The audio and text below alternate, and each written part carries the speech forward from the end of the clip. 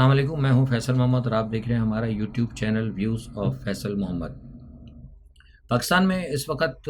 جہاں انتخابات کا اعلان ہو چکا ہے اور اس وقت کہیں انتخابات کی باتیں چل رہی ہیں اور لوگ اپنی اپنی کو کمپین کر رہے ہیں، گو کہ موسم تو ایسا انتخابات کا مجھے سچ نظر نہیں آ رہا اور نہ ہی لوگوں کی اس کے اندر دلچسپی نظر آ رہی ہے۔ لیکن اسی انتخابات کی گہما گہمی کے دوران کہیں کوئی چھوٹی موٹی دہشت گردی یا کوئی نہ کوئی معاملات، ایک غیر یقینی کی صورتحال جو ہے اچانک سامنے آتی ہے۔ لیکن اسی دوران ایک اور جو ہے بہت بڑا ایک نیٹ ورک جو ہے کلبھوشن کے بعد پکڑا گیا ہے، اور بتایا جا رہا ہے کہ اس میں کچھ ایسے بھارتی ہینڈلرز اور بھارتی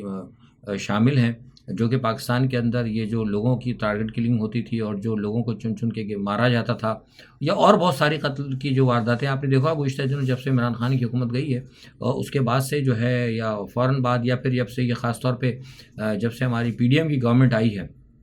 تو اس کے بعد سے ایسا اچانک محسوس ہوا ہے کہ پورے پاکستان کے اندر اچانک قتل و غارت گری کی جو ہے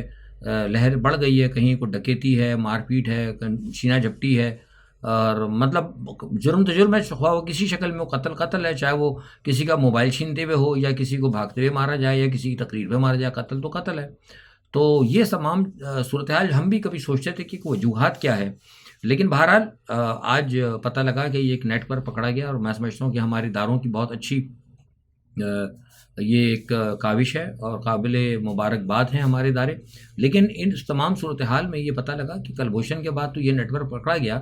لیکن اس میں جو لوگوں کو قتل عام کرنے کا، جو اپنی ریاست یعنی اپنے ملک سے باہر لوگوں کو قتل کرنے کا جو بھارت نے یہ مشن شروع کیا ہے، تو اس سے تو لگتا ہی ہے کہ بھارت کوئی عالمی اجرتی قاتل کے طور پہ ایک ملک ابھر رہا ہے۔ کیونکہ ابھی کینیڈا میں بھی آپ نے دیکھا تھا، کینیڈا کے اندر ایک سکھ جو ہے رہنما، اس کو قتل کیا گیا، اور اس کے بعد امریکہ کے اندر بھی بتایا گیا تھا ایک پلاٹ پکڑا گیا۔ اس کے علاوہ آپ نے دیکھا کہ وہاں قطر کے اندر بھی بتایا گیا کہ بھارت کے کچھ لوگ ایسے تھے جن کو پکڑا گیا۔ تو یہ میں سمجھتا ہوں کہ بڑی ایک سنجیدہ سی بات ہے۔ خود بھارت کو بھی دیکھنا ہوگا، مودی صاحب کو بھی دیکھنا ہوگا۔ مودی صاحب ٹھیک ہے، انتہا پسند ہے،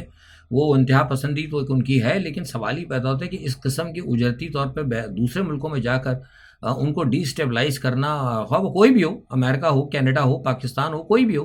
وہاں پہ میں سمجھتا ہوں کہ اس قسم کی چیزیں کم از کم بھارت کو دیکھنا چاہیے۔ اور اگر اب یہ ہوا ہے تو پاکستان کو چاہیے کہ اس کو عالمی سطح پر اٹھائے اور اس کو لے کے جائے جہاں جہاں بھی جو بین الاقوامی سطح پر جو فورم ہوتے ہیں، کیونکہ اب تو پاکستان کے پاس ایک مواد ہے نا، آپ کے پاس ایک پروف ہے، کیونکہ امریکہ میں بھی ہوا ہے، پکڑا گیا تھا، پلاٹ ناکام ہوا ہے، کینیڈا میں حالیہ طور پہ ہوا ہے۔ تو میں سمجھتا ہوں کہ پاکستان کو اس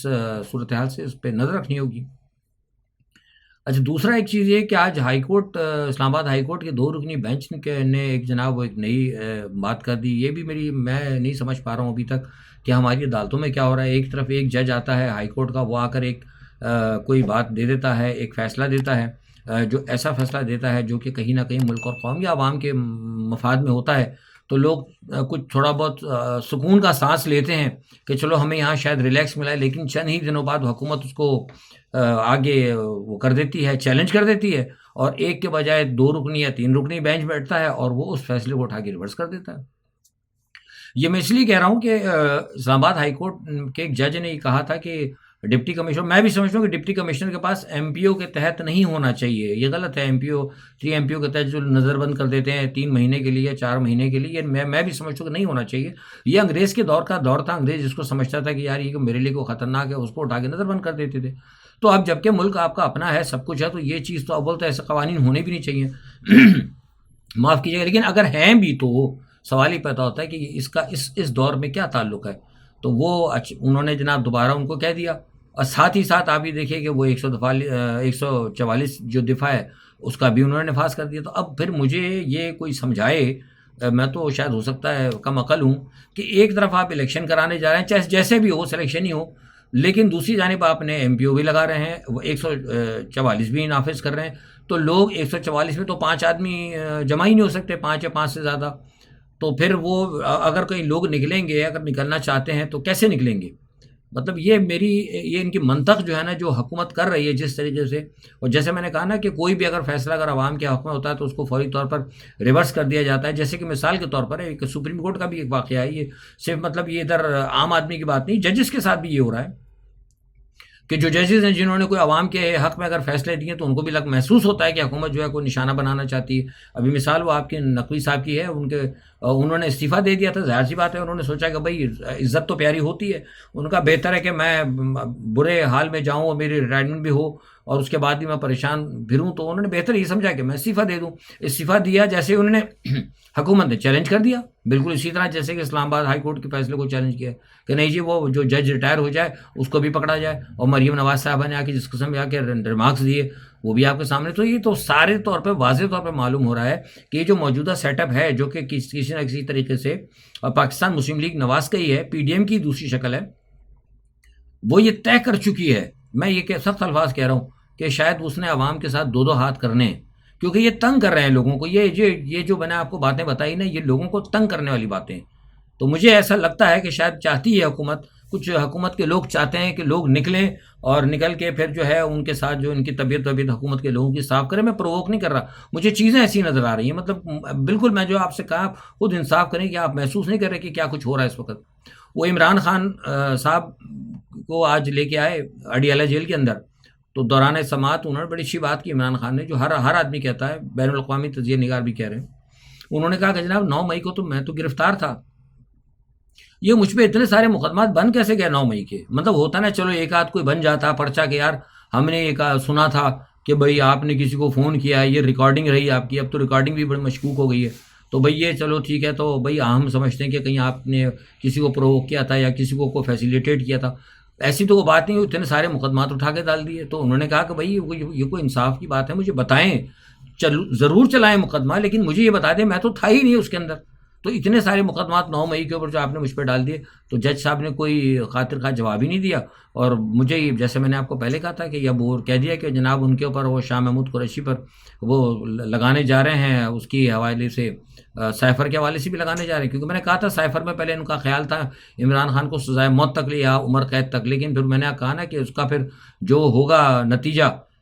تو اس کی وجہ سے شاید یہ مغرب ڈر گیا. اس نے کہا کہ یار ایسا نہ ہو کہ کوئی ایران والا مسئلہ ہو جائے، تو اس لیے انہوں نے کہا کہ ذرا کہتے ہیں نا ذرا ہولا ہاتھ رکھیں. تو وہ ہولات ہاتھ رکھا ہے، سزا معاف نہیں ہو رہی. تو ایک طرف تو ادھر ان کو پھنسایا ہوا ہے، اور دوسری طرف آج یہ اتنی اچھی بات کی، جج کے پاس کوئی جواب ہی نہیں تھا، انہوں نے 6 فروری تک ملتوی کر دیا. اور میرے پاس یہ اطلاعات ہے کہ وہ یہ 9 مئی کا اور یہ سائفر کا مقدمہ جو ہے نا، یہ عمران خان کو جلد سے جلد یہ اس پہ سزا دینا چاہتے ہیں. کیونکہ وہاں امریکہ کے اندر ٹرمپ کی پوزیشن جو ہے نا تھوڑی سی چینج ہوتی جا رہی ہے. میں نے آپ کو پہلے بھی کہا تھا، لوگ نہیں مانتے تھے، لیکن الحمدللہ جو بات یہاں سے کہی جاتی ہے، کیونکہ وہ حقائق کے اوپر ہوتی ہے، تو وہ انشاءاللہ سامنے آتی ہے. میں نے یہ بات آج سے 1 سال قبل کہی تھی کہ عمران خان اور ٹرمپ جو ہے ایک ہی کشتی کے سوار ہیں، اور دونوں کو صرف اور صرف اسی لیے سزا دی جا رہی ہے کہ وہ پبلک کو اویئرنیس دینا چاہتے ہیں اور پبلک کو طاقتور بنانا چاہتے ہیں. ٹرمپ نے بھی کہا تھا کہ ہم دنیا کے معاملات میں کیوں الجھیں. اس نے کہا تھا یہ نیٹو شیٹو بھگاؤ یہاں سے، میں کسی کو پیسے ویسے نہیں دوں گا، ہم اپنا فیصلہ کریں گے، اپنے عوام کے لیے کریں گے اور اپنی عوام کی صورتحال کو بہتر بنائیں گے. اور یہی کچھ عمران خان نے کہا تھا کہ نہ ہم کسی امریکہ کا کوئی ڈکٹیشن لیں گے، نہ کسی کا ڈکٹیشن لیں گے، ہم برابری کی بنیاد پر چلیں گے اور کسی اسٹیبلشمنٹ کو یا کسی ڈیپ اسٹیٹ کے ماتحت ہم نہیں چلیں گے. جتنے بھی فیصلے کریں گے ہم اپنی عوام کے حوالے سے کریں گے. اگر پلس مانے ایسا آپ دونوں کے اندر جا کے دیکھیں، ویڈیو لمبی ہو جاتی ہے، اگر تو تحقیق اگر آپ کریں تو ہر چیز اب تو مل جاتی ہے انٹرنیٹ کے اوپر، تو آپ کو پتہ لگے گا کہ یہ ایز سچ وہی ہوا ہے. تو اگر ان کی اب کوشش ہے، ان کو نظر آ رہا ہے کہ وہاں ہواؤں کے رخ پلٹ رہے ہیں، کیونکہ وہاں پہ ہواؤں کے رخ پلٹتے ہوئے نظر آ رہے ہیں، تو اس لیے اب وہ ایسا محسوس ہونے لگا ہے ان کو کہ شاید مجھے بھی لگتا ہے اور میرے پاس اطلاعات بھی ہیں کہ ٹرمپ کے آنے سے پہلے یہ عمران خان کو فائنل سزا دیں گے. اور یہ بات میں آپ سے پہلے بھی کہہ رہا ہوں، کل بھی کسی نے مجھے پوچھا تھا یہ بات کہ جناب وہ شاید ہو سکتا ہے عمران خان کی رہائی ہوا ہے. عمران خان کی فوری طور پر کوئی رہائی کا کوئی فیصلہ نہیں ہے، ابھی تک کوئی فیصلہ نہیں. اور کم از کم انتخابات تک تو میں آپ کو بار بار کہہ رہا ہوں کہ یہ رہا نہیں کریں گے، کیونکہ ان کا ایک فیصلہ ہے، یہ طے کر چکے ہیں کہ انہوں نے پاکستان کے اندر کیا کرنا ہے، کس قسم کی انہوں نے پوزیشننگ انہوں نے کرنی ہے. اچھا دوسرا یہ کیا پاکستان کی بات چل رہی ہے تو بتا دوں، پاکستان نے بابری مسجد کا معاملہ اٹھا دیا OIC میں. یار عجیب ہی کمال بات کرتے ہیں، اتنی دیر کر دی انہوں نے، بابری مسجد شہید ہو گئی، ختم ہو گئی، اب رام مندر بن بھی گیا. جس وقت شہید ہوئی تھی اسی وقت زور سے اٹھاتے یا بعد میں چلاتے یا کچھ کرتے، اور اب تو فائدہ کچھ نہیں ہے. مطلب یہ تو مطلب ایک ایسے ہی سی واجبی سی بات ہے. اور یہ جو بابری مسجد جو رام مندر کا مسئلہ ہے، میں آپ کو پہلے ہی بتا چکا ہوں کہ رام مندر کے مسئلے کے اوپر بھی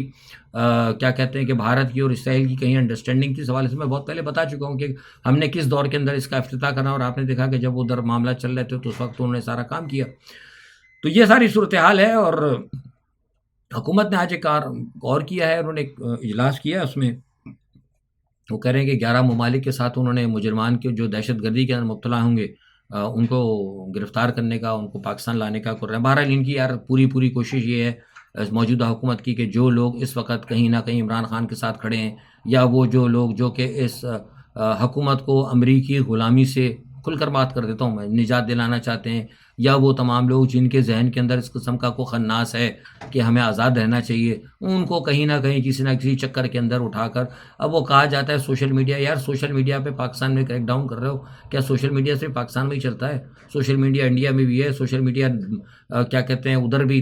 سری لنکا میں بھی ہے، سب جگہ ہے، اور کس طریقے سے وہاں حکومتوں کو لتاڑا جاتا ہے۔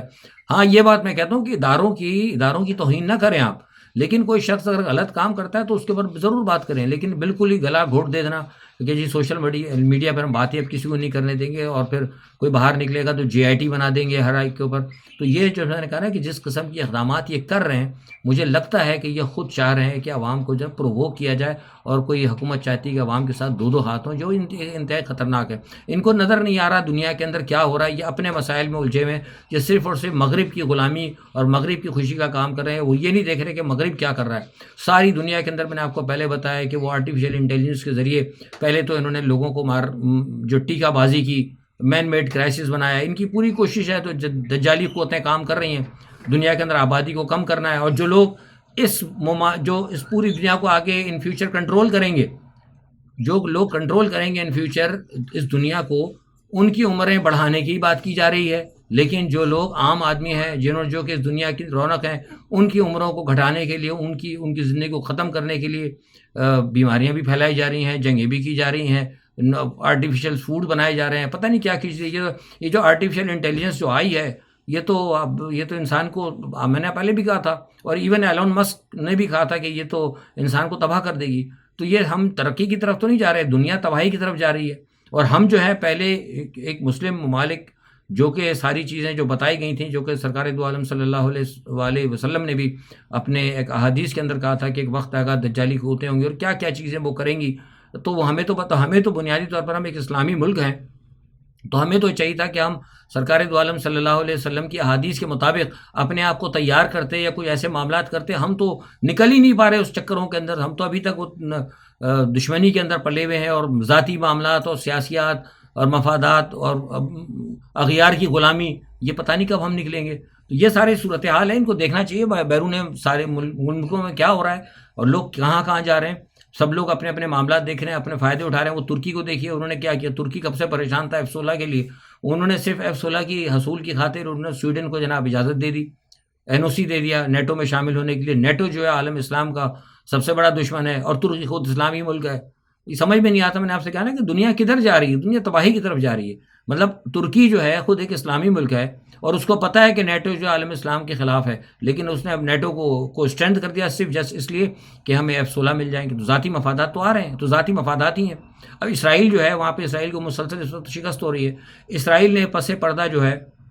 اپنے دوست جو اسلامی ممالک ہیں، جن سے اسرائیل کے مصر وغیرہ، یہ سعودی عرب وغیرہ، مصر ہو گیا اور ترکی ہو گیا، اور جن ملکوں کے ساتھ ان کے سفارتی تعلقات ہیں یا جن کا جھکاؤ ہے اسرائیل کے ساتھ، ان کو پس پردہ اسرائیل نے کہنا شروع کر دیا ہے کہ جناب 1 ماہ کے لیے آپ کی جنگ بندی بند کرا دیں، کیونکہ ہم تو لڑ نہیں پا رہے، ہمارا نقصان ہو رہا ہے۔ تو اب ان کا پلان یہ ہے کہ شاید وہ جنگ بندی بند کرا کے، شاید ہو سکتا ہے کچھ لوگ سمجھ رہے ہوں کہ وہ معاف کریں گے، لیکن میرے پاس جو اطلاعات ہیں وہ یہ ہے کہ اگر 1 ماہ کی عارضی جنگ بندی کرا دی گئی تو پھر امریکہ اور اسرائیل جو ہے سانس جسے کہتے ہیں نا، کیونکہ ابھی ناکام ہو رہے ہیں، اب یہ ہوتیز کے اوپر حملے کر رہے ہیں، ناکام ہو رہے ہیں۔ کل بھی ہوتیز کے اوپر انہوں نے حملے کیا، اور اس کے جواب میں ہوتیز نے پھر دوبارہ بحیرہ احمر کے اندر امریکی پرچم بردار جہازوں پر حملے کیے، اور انہوں نے نقصان پہنچایا۔ گو کہ نقصان اتنا نہیں ہو رہا، امریکہ کے جو پیٹریوٹ ہیں وہ ڈیفنس سسٹم ہے ان کو ناکام کر رہے ہیں، لیکن اسٹل دے آر الائیو، اور بڑے پاور کے ساتھ وہ ابھی اس وقت زندہ ہیں۔